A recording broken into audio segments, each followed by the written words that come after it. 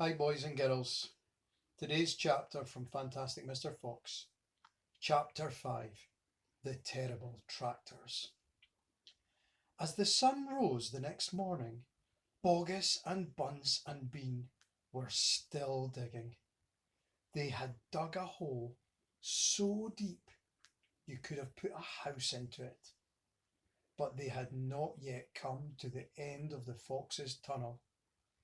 They were all very tired and cross. "Dang and blast," said Boggis. "Whose rotten idea was this?" "Bean's idea," said Bunce.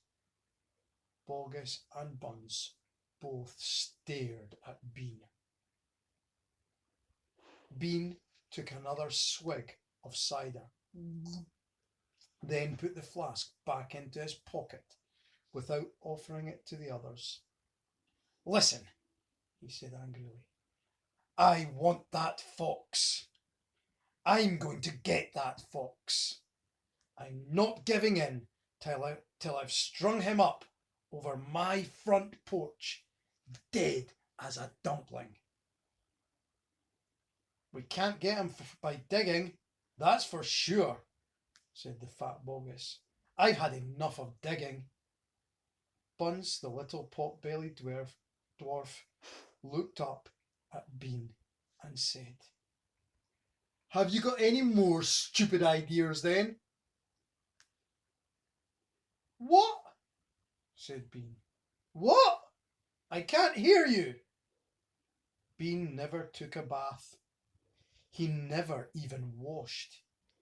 As a result, his ear holes were clogged with all kinds of muck and wax and bits of chewing gum and dead flies and stuff like that. This made him deaf. "Speak louder," he said to Bunce, and Bunce shouted back, "Got any more stupid ideas then?"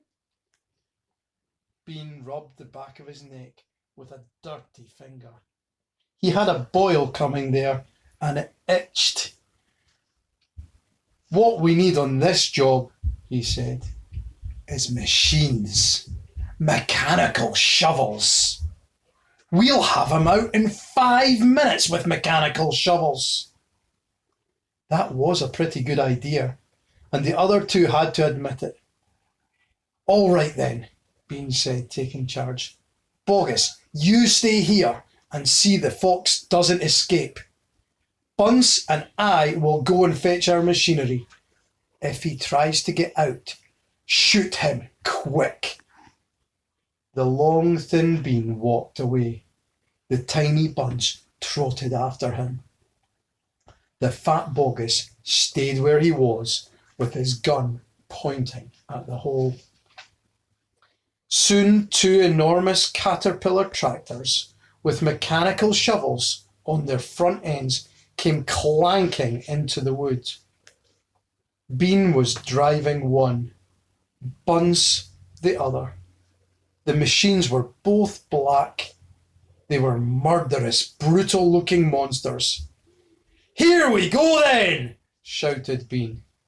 "Death to the fox!" shouted Bunce. The machines went to work, biting huge mouthfuls of soil out of the hill. The big tree under which Mr. Fox had dug his hole in the first place was toppled like a matchstick. On all sides rocks were sent flying and trees were falling, and the noise was deafening. Down in the tunnel, the foxes crouched, listening to the terrible clanging and banging overhead. "What's happening, Dad?" cried the small foxes. "What are they doing?" Mr. Fox didn't know what was happening or what they were doing. "It's an earthquake!" cried Mrs. Fox. "Look," said one of the small foxes. "Our tunnel's just got shorter. I can see daylight." They all looked round, and yes, the mouth of the tunnel was only a few feet away from them now.